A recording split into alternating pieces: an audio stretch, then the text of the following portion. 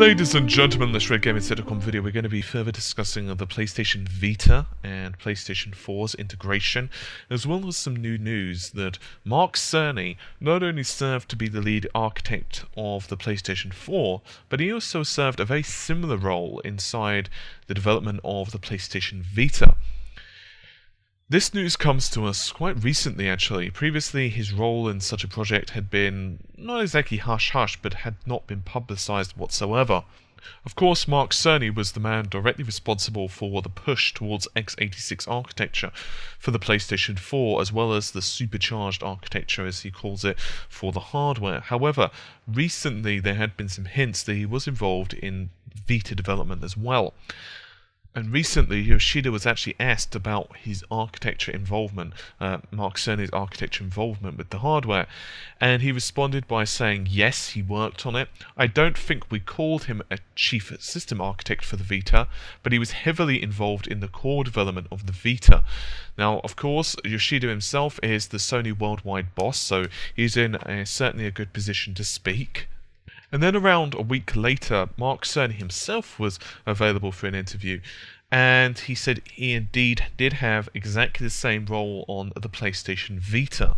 Now obviously the Vita and PlayStation 4 share a lot of similarities, and not only in terms of philosophy of design, but also the idea of in terms of integration.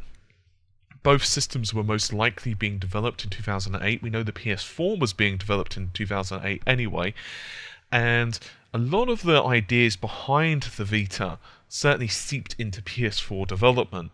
Now, way back in 2009, we knew that the PlayStation 4 was good. That the PlayStation Vita was going to be a very powerful system indeed, and there was already news that they were speaking to various ARM manufacturers. In the end, it came down to the fact that there was a leak that they were actually utilizing the PowerVR SGX 543, and that was going to be a quad-core configuration, which means it was going to be a very powerful system indeed. Now, this means that the final configuration of the Vita turned out to be an ARM Cortex-A9 with a PowerVR processor, and as well as an enhanced Samsung memory manager. Now this gives you about 12.8 gigabytes per second of memory bandwidth. That sounds fairly trivial compared to, like, for example, the 176 of, say, the PlayStation 4's, but that actually means you're getting about 4 times what the traditional LPDDR2, which would be the traditional type of memory that would be shipping with regular mobile devices, at least at the launch time window of the PlayStation Vita. We do know that a lot of the development tool chains for the PlayStation Vita also do carry themselves over to the PlayStation 4 as well, meaning there is going to be a hell of a lot of crossover and a lot of, let's go with ease of development. We do know, of course, that Sony are going to be heavily pushing the remote play functions of the Vita as well. I guess you could say that the very nature, the very idea of the supercharged PC architecture, as of course Sony and Mark Cerny himself continue to call the PlayStation 4, I guess you could say that they really originated, and we first got our hands on them on the PlayStation Vita's SoC, which is very similar design philosophy.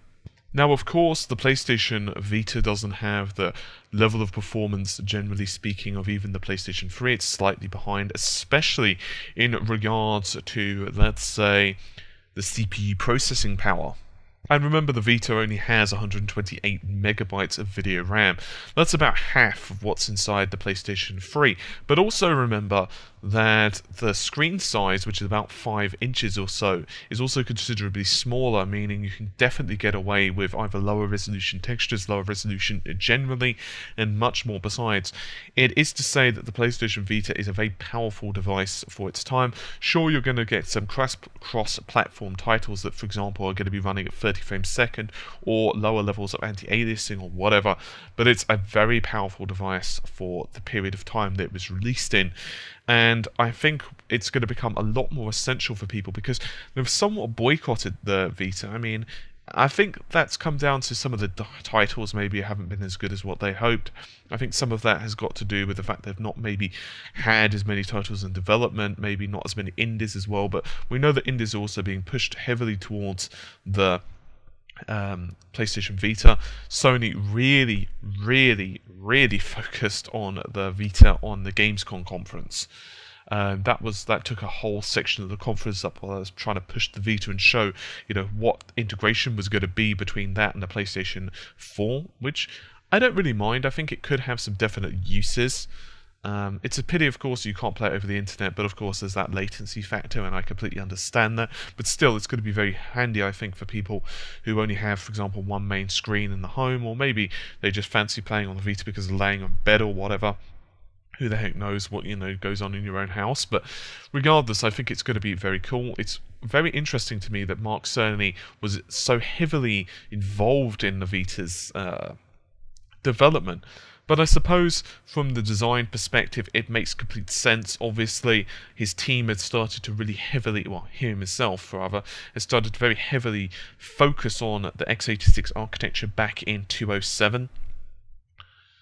So, obviously, they kind of knew that they wanted a lot of integration between the two devices. It makes sense because, well, let's face it, they want you to buy as many devices as possible, which is completely and utterly understandable. Anyway, I think that's just about it for this particular video. Hopefully you found it somewhat interesting, and we'll see you soon. Take care. Bye for now.